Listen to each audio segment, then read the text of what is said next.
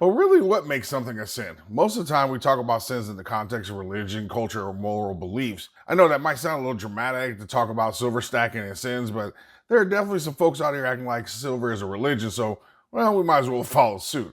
Before we jump into my top five list, I think it's fair to acknowledge that my top five list carries a huge level of subjectivity, and in some real ways will depend on how you view buying silver. To some, it is as simple as trading fiat paper for real money. For others, it's a complex investment vehicle that requires knowledge of business cycles, technical analysis, investor psychology, and so much more. One of the best ways to learn and get things right is looking at and learning from other investors to identify their investing successes and mistakes. Like many things in life, our personal misconceptions, unrealistic expectations, and lack of knowledge or skill can dramatically impact our success as an investor. With that, let's jump into the top five stacking sins most stackers commit in no particular order. Number one, thinking that you'll get rich with physical metals. We have to be clear, everyone needs a solid base of physical metals for a variety of reasons we've discussed before, and I'm sure you could list all of those. While we often refer to metals as a hedge against inflation, that really isn't quite accurate as it could be.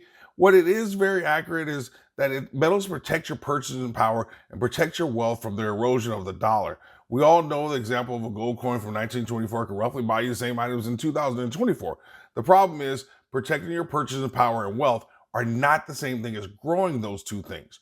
Your physical metals provide the solid foundation for you to grow your money and hopefully provide you with the foundation to become wealthy. No one has ever saved their way to wealth, and your money needs an accelerant or the ability to grow in a leveraged kind of manner. This is why I created the Stacker's Wealth Pyramid, to remind myself that these assets build upon themselves, but it all starts with a strong foundation of physical gold and silver. Remember, there will be times where it will be advantageous to trade your physical metals for other assets with greater upside in terms of growth, cash flow, building a business, or an asset like real estate, for example. To be financially successful, your metals have to be also seen as one of the most critical steps towards your journey of becoming financially well and secure, not where your journey ends. It's a step, not the only step. Number two, wasting time worrying about which is the best coin around the stack. This conversation almost feels like rearranging decks on the Titanic. The heck with that. I'm trying to get on a lifeboat. Your lifeboat are your metals, and just like a real lifeboat, it serves a very simple purpose: to keep you safe and alive. Guess what? No one cares if your lifeboat has cup holders or if your seats are ergonomically correct. Whenever people try to convince me that there's a certain sovereign coin or a round better than for stacking, it's like telling me that their lifeboat is better because it has surround sound speakers. Freaking waste of time and money. One, do the math to determine the spread, and math will drive your decision. Two, most of the time you should buy the cheapest, most recognizable coin. Three, you don't get your premium back. And four, the money you spend on premiums is trapped in your coin until you sell. Which leads me to sin number three, being math phobic. The clearest example of being math phobic is what I just mentioned when it comes to determining what gold or silver is the best to buy.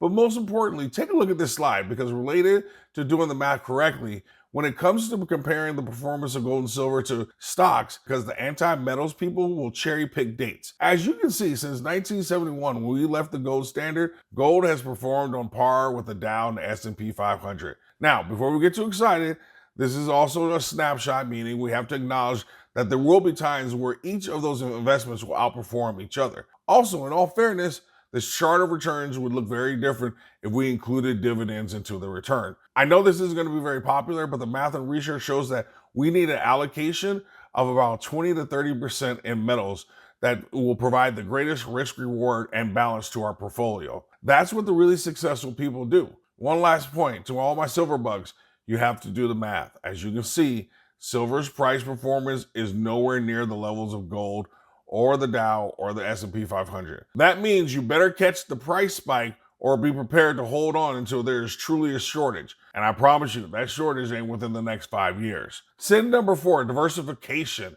We have to move beyond thinking diversification is buying gold and silver or different sides of coins. What is the best strategy for you? Obviously, I can't answer that. But I've told you over and over again that you are not the average investor, and much of the prevailing advice is really designed for the average investor.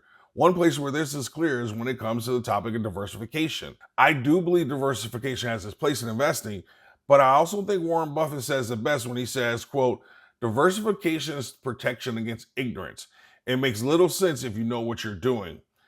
Quote, a lot of great fortunes in this world have been made by owning a single wonderful business. If you understand the business, you don't need to own very many of them. With that said, you all know that I'm a big proponent for gold and silver equities, but I have to admit that I don't give platinum and other metals enough love on this channel. When it comes to physical metals, you have to at least be holding an ounce or two of platinum. It's just too cheap after historically being more expensive than gold. Don't worry, I have a platinum video coming up soon. As it goes back to the topic of diversification and diversifying away from gold and silver, many of the conditions we are waiting for are very good for other metals as well. More than a year ago, I started talking to y'all about uranium. Obviously, we can't stack that at home, but it doesn't mean we can't profit or benefit from it.